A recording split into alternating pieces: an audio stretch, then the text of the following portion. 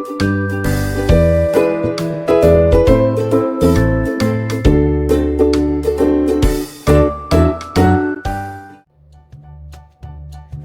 professor, tudo bem com vocês? Estamos chegando ao final do nosso trimestre. Hoje é a nossa 13ª aula e a gente pode fazer um resumo ao longo desses meses, né, de como é que foi essa nossa viagem pelo Antigo Testamento. Nós vimos aí fatos importantes da história, né, que marcaram a história da nação de Israel. Nós também vimos aí como é que se deu esses eventos de forma cronológica, como é que a Bíblia ela foi dividida ao longo desses livros, né? A forma como ela foi dividida. Nós vimos livros históricos, nós vimos livros poéticos, nós vimos livros proféticos, né, também.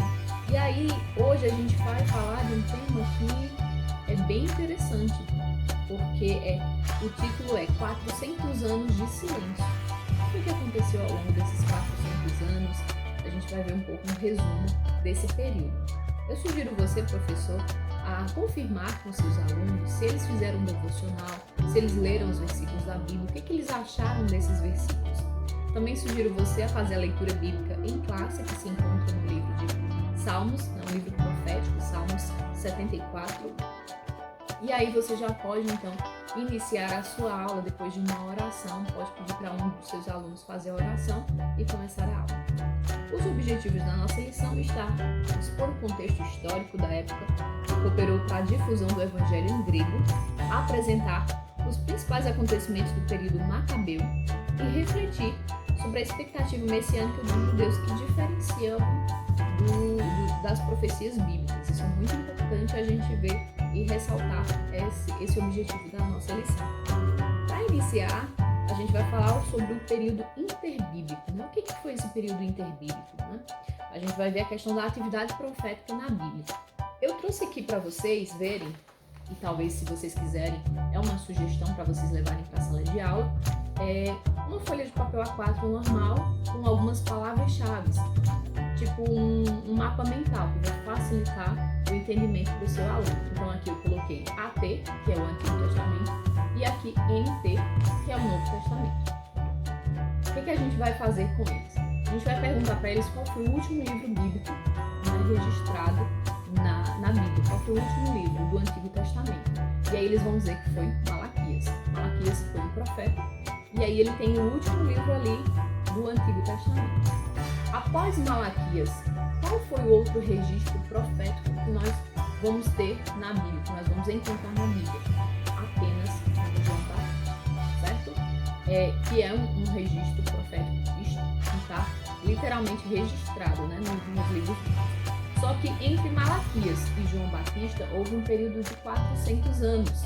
E é esse período de 400 anos que a gente chama de interbíblico, e também tem uma outra palavrinha que é período intertestamentário, ou seja, do Antigo Testamento para o Novo Testamento a gente tem esse período de 400 anos, que também é considerado 400 anos de silêncio, certo?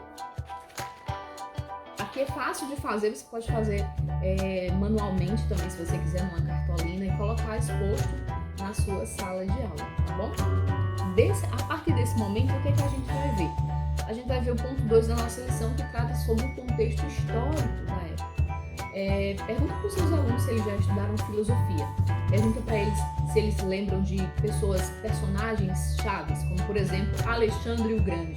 Será que eles conhecem? Será que eles já ouviram falar palavras gregas? O que isso tem a ver?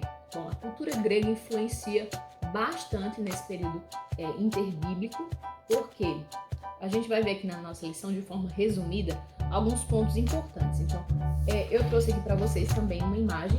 Essa imagem aqui representa Alexandre o Grande. Quem é que foi Alexandre o Grande? Alexandre foi um imperador que ascendeu ao trono com apenas 20 anos. Ele era muito um gênio militar, né? Ele era filho do rei Filipe, e o rei Filipe tinha uma ideia de expansão muito grande do reino dele. Ele tinha uma ideia de dominação do mundo. E essa ideia também influenciou o filho dele, que foi aluno de nada mais, nada menos do que o filósofo Aristóteles. Então ele tinha uma habilidade, um gênio militar muito grande, ele tinha habilidades filosóficas muito grandes, e isso ajudou, contribuiu para que ele conseguisse expandir o reino que era do pai dele e posteriormente o reino dele.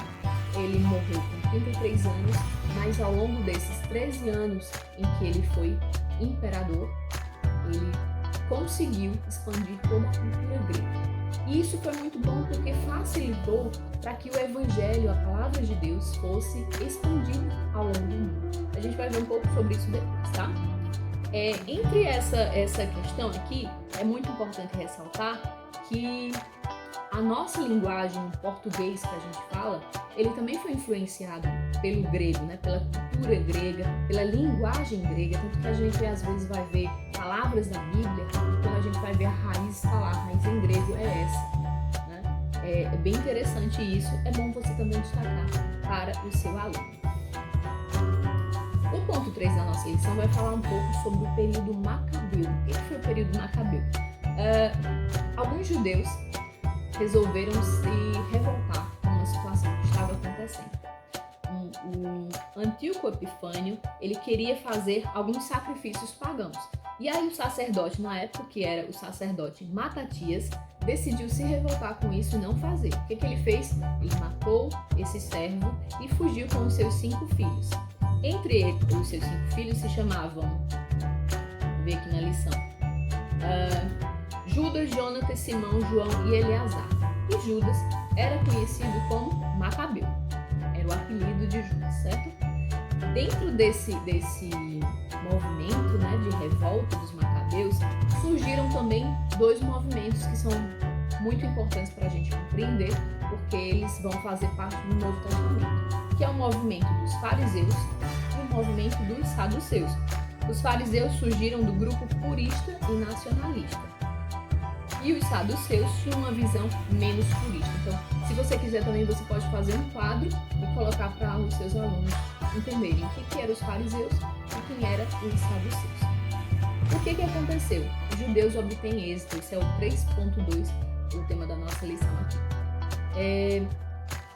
Dentro dessa revolta, após essa revolta, eles conseguiram tomar a frente do templo, né? Eles conseguiram reedificar o templo, e isso foi muito bom porque eles conseguiram recuperar a questão religiosa. Então eles conseguiram restaurar aquelas festas que eram dos judeus, as festas tradicionais dos judeus, certo? Como, por exemplo, a festa da dedicação. E aí aconteceu uma restauração da nação, que já havia uma decadência política e religiosa. Então eles conseguiram fazer uma restauração. Dentro desse período é interessante falar que com essa restauração, eles começaram a ter grandes expectativas com relação ao Messias. E a ideia deles é que o Messias seria um super político, era um super homem que iria tirá-los das garras políticas de outras nações que influenciavam, inclusive Roma, né, que também chegou a influenciar muito, chegou a dominar, na verdade, o povo judeu. E a ideia deles era exatamente essa. Porém, isso era totalmente divergente com aquilo que a Bíblia fala, com aquilo que as profecias messiânicas falam. Porque Jesus, o Messias, ele não iria vir como um político. Ele iria vir para fazer uma libertação espiritual e não uma libertação política. Então, esse é um ponto crucial. Por quê? Porque a gente vai entender o Novo Testamento a partir daqui. E por falar nisso, é o tema da nossa próxima lição, né? Uma viagem pelo Novo Testamento. Se você, professor, ainda não adquiriu a sua lição, eu sugiro que você adquira, que você estude, faça uma leitura prévia, né? E veja também que nós vamos aprender muito. Vai ser de grande valia para o seu aluno, para você enquanto professor, para a sua vida, né? Para o seu devocional, sua espiritualidade com Deus. Então, gente, estamos terminando essa lição. Somos muito gratos a Deus por vocês terem nos acompanhado ao longo desse trimestre e pedimos que vocês continuem incentivando seus alunos, continuem vocês mesmos se dedicando, né? Estudando a Bíblia, estudando a lição, que é muito importante, e nós estamos crendo que estamos fazendo a diferença na vida dos nossos alunos. Que Deus continue te abençoando. Te espero no próximo trimestre, na próxima semana, para mais uma lição bíblica da classe de juvenis. Deus te abençoe.